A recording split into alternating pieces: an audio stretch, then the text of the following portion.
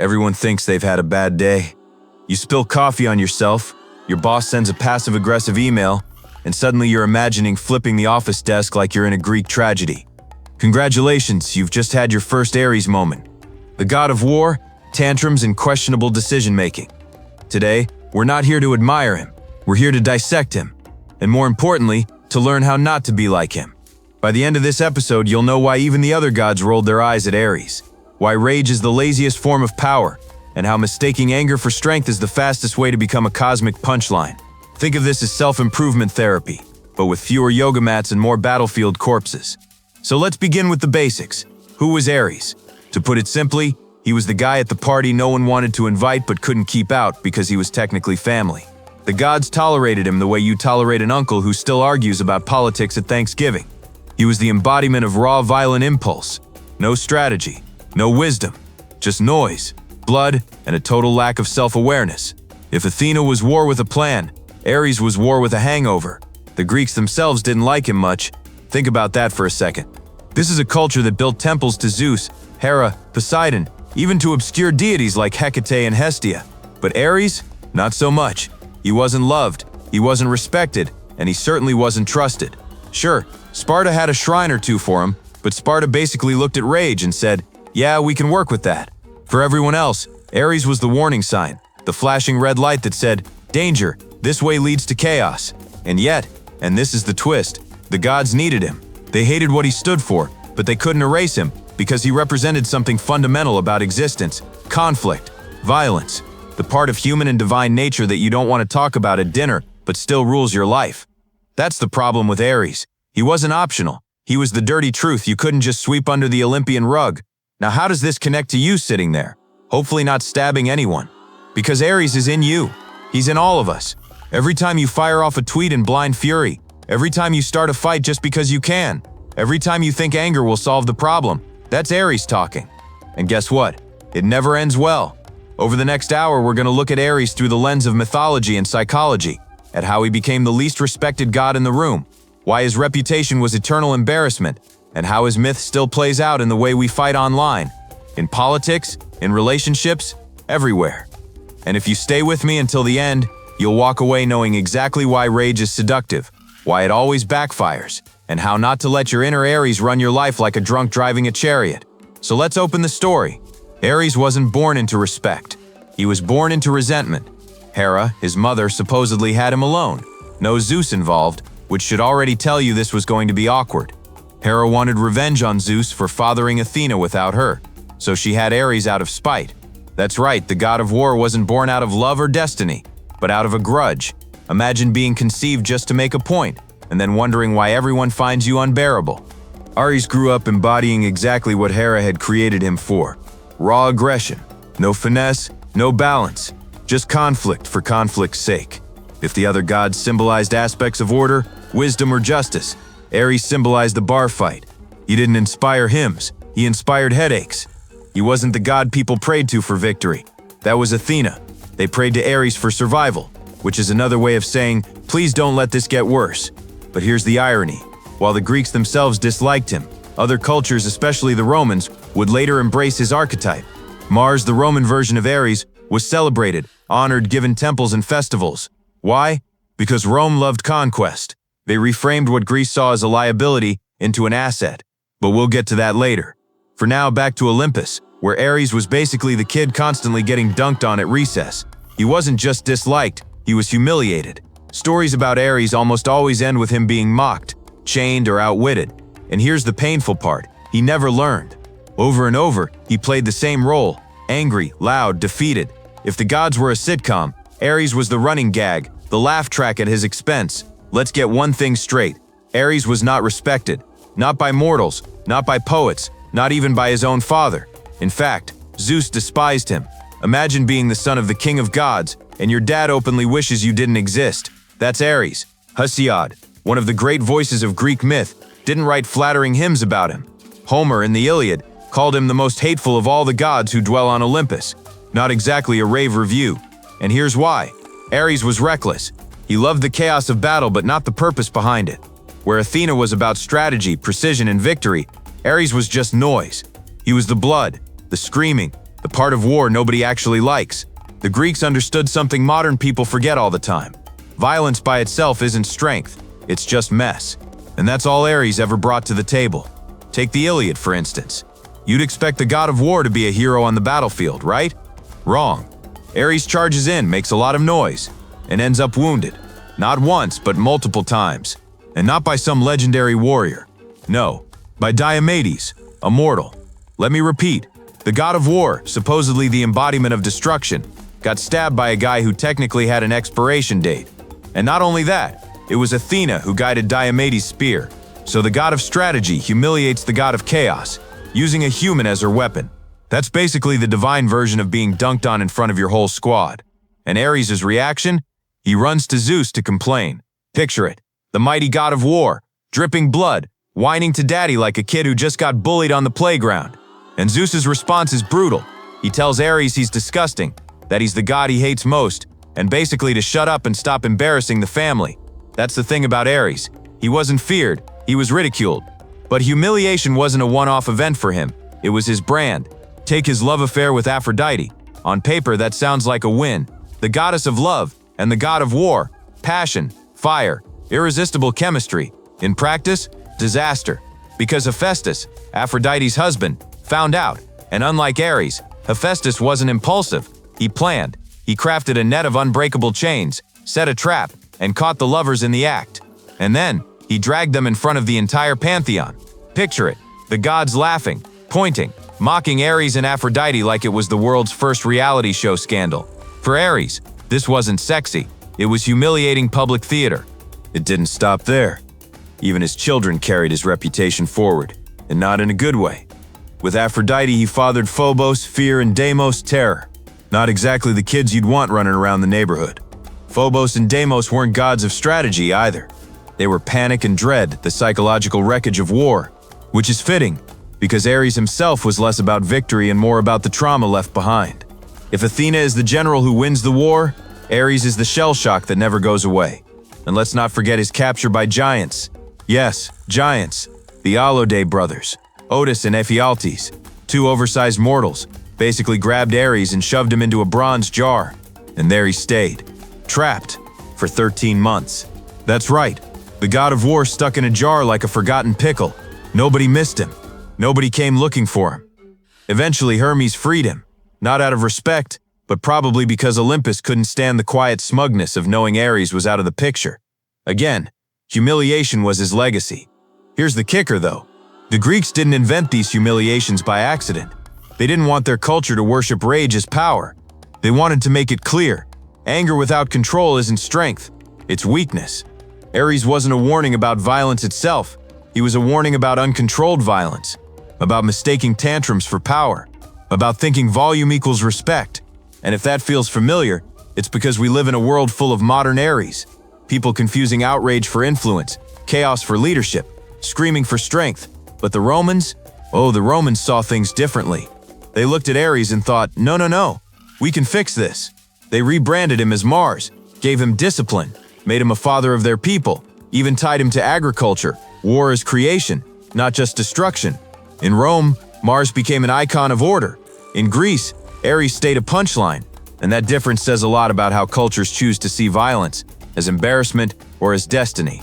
So the lesson here? Don't be like Ares. Don't be the loudest guy in the room who thinks rage equals respect. Because in every story, Ares loses. He doesn't earn admiration, he earns ridicule. And the more he tried to force respect, the less he got it. That's a pattern worth remembering. If you really want to understand Ares, don't picture him on a battlefield with spears and shields. Picture him on Twitter, X, replying in all caps, convinced that the louder he shouts, the more right he is. That's Ares' energy. He didn't think, he reacted.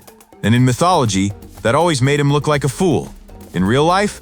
Well, let's just say you've probably seen it play out on your feed this morning. That's the thing about Ares. He wasn't scary because he was powerful. He was scary because he was pointless. He showed up to fights not because there was something to win, but because he couldn't not fight. Rage wasn't his tool. It was his entire identity. And when your whole personality is just angry, people don't fear you. They avoid you. That's why Zeus hated him. Not because Ares was dangerous, but because Ares was annoying.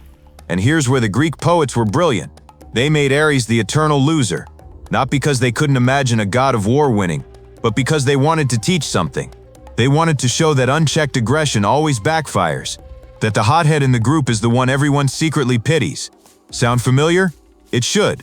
We live in a culture drowning in modern Ares. Influencers who mistake outrage for content, politicians who confuse screaming with leadership, bosses who think fear equals respect. They're all reading from the same script. And spoiler, it never ends well. Think about how Ares' kids were literally fear and terror. That's his family legacy. Not glory, not triumph, just psychological debris. If your entire contribution to the universe is panic attacks, maybe you're not the hero you think you are. And isn't that the truth about rage in our own lives? Blow up at someone you love, and sure, you make an impact, but it's fear, not respect. And once fear replaces respect, the relationship is already dead.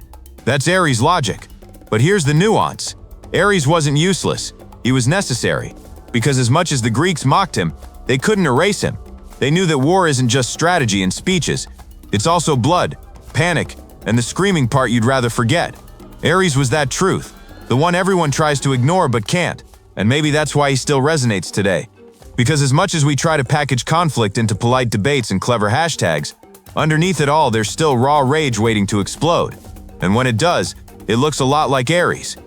The irony, Ares thought he was terrifying, but more often he was pathetic. When Hephaestus trapped him with Aphrodite, the other gods didn't tremble, they laughed. When Diomedes stabbed him, the battlefield didn't shake. Ares just whined to Zeus. When giants stuffed him in a jar, the world didn't collapse. It kept spinning. That's the cautionary tale. Rage feels like it changes the world in the moment. But step back, and the world barely noticed. Now fast forward to today. How many times have you seen someone blow up online, convinced they're making history, only for everyone to move on the next day? That's Ares. How many times have you seen a leader make decisions out of spite or fury, only to look ridiculous later? That's Ares. How many times have you seen someone mistake intimidation for influence, fear for loyalty, noise for impact? That's Ares too. He's not just an ancient god, he's a recurring pattern. But here's the trap. Sometimes, being Ares feels good. There's a rush in anger, a quick dopamine hit when you lash out, a sense of control when you silence someone with volume. That's why people keep doing it. That's why Ares kept showing up in myths, no matter how many times he was humiliated. Rage is addictive, and like any addiction, it convinces you its power, even as it makes you weaker. The Greeks got it. They laughed at Ares, but they also kept him around, because they knew, as much as we all hate to admit it, rage is part of us. But what you do with it, that's the difference between Athena and Ares, between victory and embarrassment, between being remembered as strong or as a walking cautionary tale. So here's the question we'll wrestle with as we keep unraveling Ares' story. How do you recognize the Ares in yourself? And how do you make sure you're not living his myth on repeat? Because history doesn't just repeat itself. It screams, throws a punch, and ends up stuck in a jar. Here's where it gets interesting. While the Greeks turned Ares into a cosmic punchline, the Romans looked at him and said, "Actually, we'll take that." They rebranded him as Mars, and suddenly the god nobody liked became the backbone of an empire. That's the thing about myths. They're not just stories, they're cultural mirrors. And Mars was the Roman mirror. Mars wasn't just about war, he was about order, discipline, and even agriculture. Yes, agriculture. The Romans tied Mars to the fertility of the land, the cycles of growth, the idea that conquest wasn't just about destruction, but about expanding and sustaining life. Compare that to Greek Ares, a jar-trapped embarrassment whose children were fear and terror. Same archetype, completely different spin. And the Romans didn't just respect Mars, they built their identity around him. According to myth, Mars fathered Romulus and Remus, the twin founders of Rome. That means Rome itself claimed Mars as its ancestor. Imagine if Greece had claimed Ares as the father of Athens. They would have laughed themselves out of existence. But Rome, they doubled down. They wanted a god who symbolized not just rage, but power with purpose. Here's the twist though. Even as Mars became this revered figure, the old Ares energy never disappeared. Strip away the Roman polish and you still see the same raw impulse. The Romans just gave it a uniform, a strategy manual, and a parade. It's the same anger, just better dressed. And isn't that what we see today? The world is full of polished Ares, rage packaged as patriotism, violence disguised as security, anger rebranded as leadership. Rome wasn't the last to market fury as virtue, but there's a danger in that rebrand. When you clean up rage and give it legitimacy, you make it harder to see the cracks. With Aries, everyone knew he was a disaster. No one mistook his tantrums for wisdom. But Mars was dangerous because he looked respectable. He gave violence a suit and tie. And once violence looks respectable, it stops being laughed at and starts being followed. That's why the Greek version of Aries is so important. He wasn't meant to inspire worship, he was meant to inspire caution. The Greeks said, "This is what happens when rage runs unchecked. This is what happens when you mistake noise for power. This is what happens when you let anger define you." And the Romans, in their hunger for empire, ignored the warning and weaponized the same archetype. So what do we do with that today? Because let's be honest, we live in a Roman world, not a Greek one. Our culture doesn't laugh at Aries anymore. We celebrate him. We put him on magazine covers, elect him into office, hire him to lead companies. The hothead who yells the loudest, the warrior who fights the dirtiest, the leader who intimidates the most. Those are the people who rise. We've rebranded rage as ambition, arrogance as confidence, destruction as vision. That's Mars energy. But here's the catch. Underneath the polish, it's still Aries. The same tantrums, the same fragility, the same inability to think past the next fight. And just like in mythology, it ends in humiliation. Maybe not a bronze jar or a divine laugh track, but in scandals, collapses, betrayals. Because rage can build momentum, but it can't build stability. Rome learned that the hard way. Their empire didn't last forever. So when we look at Aries versus Mars, it's not just a history lesson. It's a warning about how we choose to frame power. Do we see rage for what it is? Weakness dressed as strength? Or do we rebrand it until it looks respectable, even admirable? Because one path laughs at Aries, the other path follows him, and history shows us where that leads. So what have we learned from Aries? That being the god of war doesn't automatically make you powerful. That rage can make you loud, but it rarely makes you respected. That when you mistake anger for strength, you don't inspire fear, you inspire mockery. And that's the irony. The god who thought he embodied power became the eternal cautionary tale about weakness. Let's break it down. Aries was born out of spite.